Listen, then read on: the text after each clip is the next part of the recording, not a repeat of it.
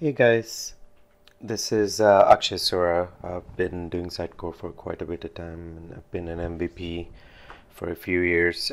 Today we'll be talking about Sitecore Content Hub, especially the Content Marketing Platform, the CMP, and we'll do a walkthrough. So in most of these presentations or blog posts, you see screen grabs and just text upon text of what CMP is or Content Hub is, but no one, I really would like to go through it rather than showing you tons of text.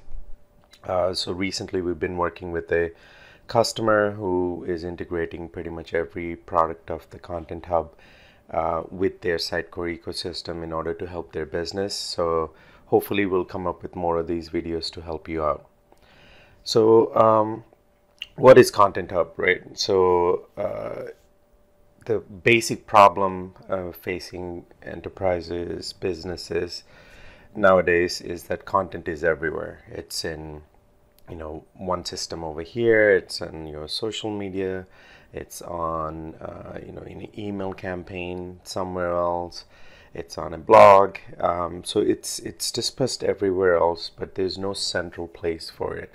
And that's where the Content Hub comes in. It acts as the central location for all your content, and from there you could syndicate it out to different platforms once the content is up and ready. So you're basically streamlining the process of coming up with the idea, creating the content, working, collaborating with the entire team, and then once you're done with it, be able to send it out, but also strategize. So you have a strategy on, hey, this is a content calendar in a way, and then what needs to get out. So from an omni-channel perspective, you're able to control how content is triaged inside your own organization, essentially. So one of the products of Content Hub is Digital Asset Management, DAM. So DAM, a lot of people think of it as, oh, it's just a storage for all my assets. Well, it absolutely is. That's where your source of truth for all your assets in your organization should come from. So images, PDFs, videos, anything which is a central part of all your content should be in your DAM.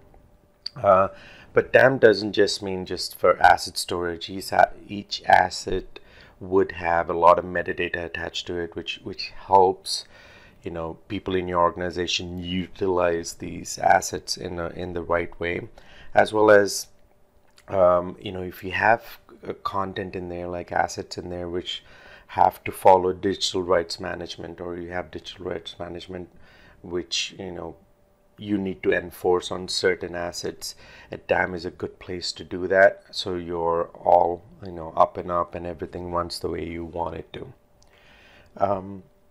The other product which we'll be talking about today is the CMP, so Content Marketing Platform. Again, the easiest way to say it is it lets you plan, collaborate, execute a content strategy, and be able to come up with workflows in order for you to control how a content starts up as an idea and then ends up being a piece of content which gets pushed to different different channels. The next product is the PCM, Product Content Management. In short, place where you store all your products and product related data. PCM is think about your product descriptions, features, translated content for your product, the media, and again, all of these products work hand in hand. So PCM can use DAM for storing product assets and so on and so forth. So yet another product. Last but not the least, the MRM, the Marketing Resource Management. This is where everything comes together. So this is where you can measure, how your marketing efforts are going, how your strategy is panning out. You could do your project management. You could figure out if what you're doing with the content you're able to get the right results. So you're able to measure how your content is impacting sales, for instance, or the number of users coming to your sites. So you have different ways, like you could look at marketing calendars, reviews, like approvals. You have dashboards in there which let you figure out what you are able to do with your content and what you could do or what you have done in the past. Coming back to CMP, so content marketing platform lets you essentially plan, create content, collaborate, curate it, and distribute it to different channels based on your strategy. It's omni-channel. Essentially we build content to attract new customers and retain existing customers, which everyone knows. But how do we do that is by constantly having to create content which is relevant to our customers, and having a area where you can manage your content, collaborate with other people inside the organization, have the approvals you need would definitely help that, which CMP definitely does.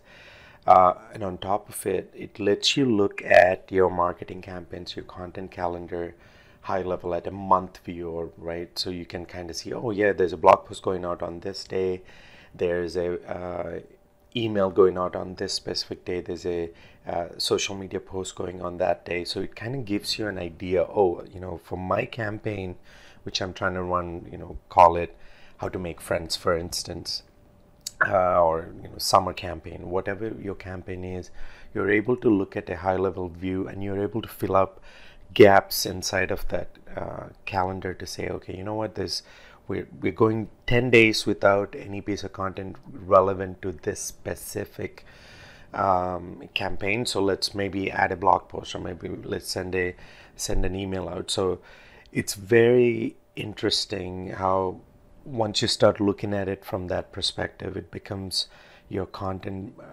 strategy, as well as how you market it, makes a big difference to be able to have a view, high level view.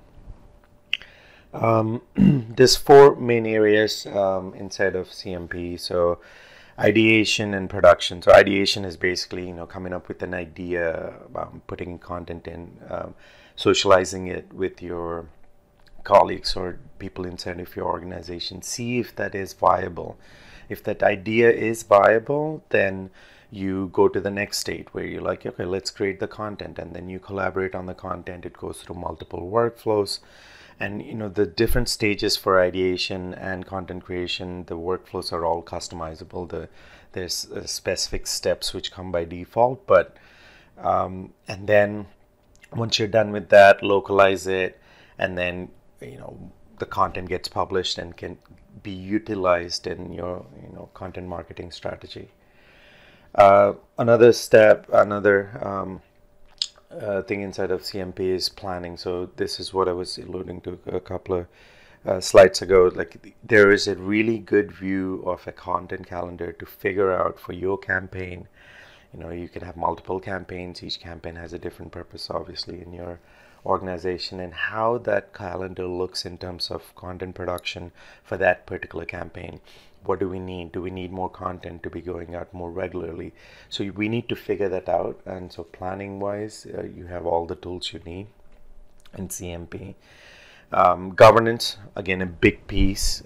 Be able to see what your content and strategy look like at an overall perspective. Again, your campaign screens, the dashboards give you an idea of that. You can monitor what's going on, what the progress of certain pieces of content are, what's the progress of your campaign is. Maybe you can reuse some of the content from the other campaign, just basically figuring out what's going to happen.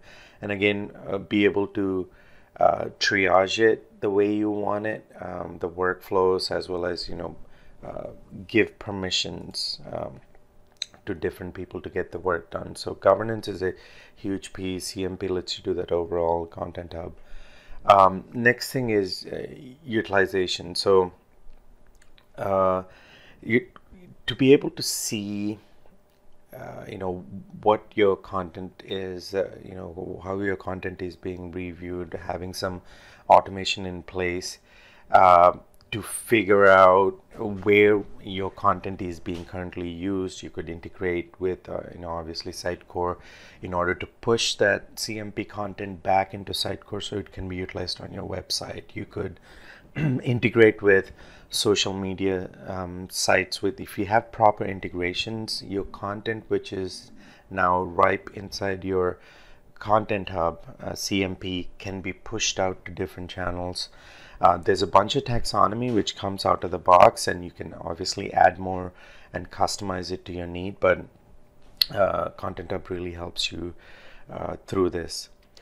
So I really want to go through this really quick. So right now, out of the box, for ideation, there's 3 steps inside of the workflow, followed by content workflow. The CMP has its own workflow currently set up the way it is.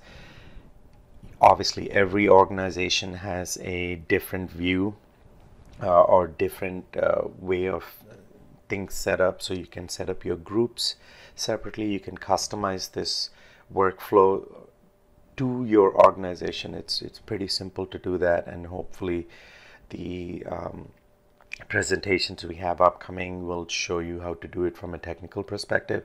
This isn't a technical presentation, but hopefully this helps. So now let's walk through the actual content hub.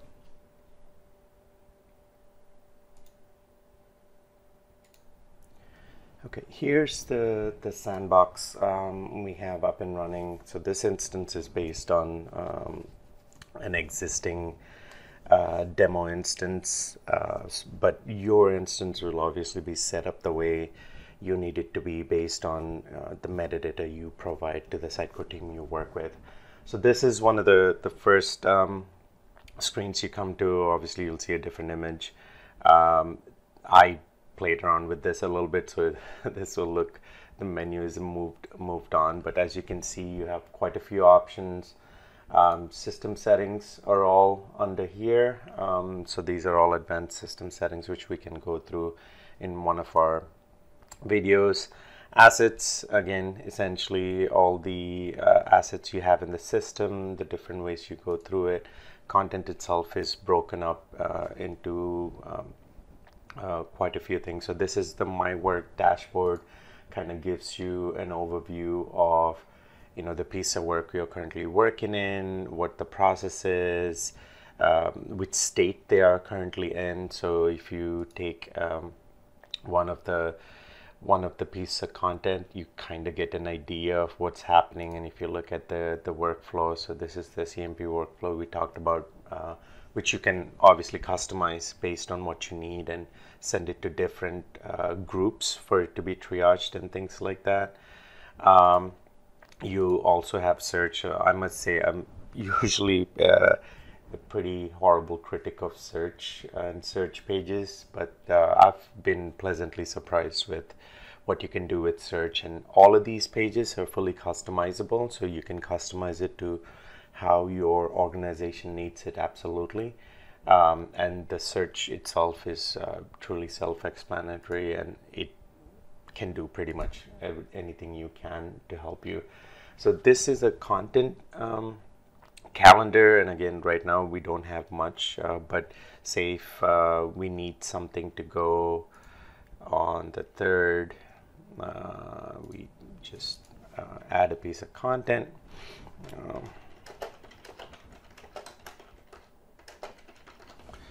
And then assign it to any campaign you're currently running, or you can add a new campaign. Right now these are all the default localizations I have. I usually like tagging them with the localization. This is a type of a blog post, and when do we want it on the 3rd, it just automatically picks because of the date we were currently on. So you could create a piece of content to fill in the gaps inside of your content. I'm not gonna go ahead and do additional things, but you could set up different metadata for this piece of content. You could add quite a bit of information on this tab, as well as there's a details tab, so you can specify, you can go off of the publication date of the parent and then add a specific number of days to it. And again, you can triage through this, so once you add this, you can go ahead and follow the process. So if you notice now on the third, we have a blog post, so you can fill out this calendar accordingly. Strategy, again, all of this is super customizable, but you can kind of see the different types of content. So right now there's I think 7 types of content, but you can add your own, you can define your own field. So as you can see, a recipe has a different set of fields. So cooking instructions, name of the cook, as opposed to if we go into a webinar will have different pieces of content, what you ask for in terms of storing. So you can definitely have a good amount of metadata. Ideas is what I was talking about. So for instance, we start off with an idea. So email friends, and you can assign it to a piece of content. I'm going to add the localization, and then the type of it is an email. And then, so basically this is an idea which we came up with. We provide some piece of content. So let me go ahead and edit.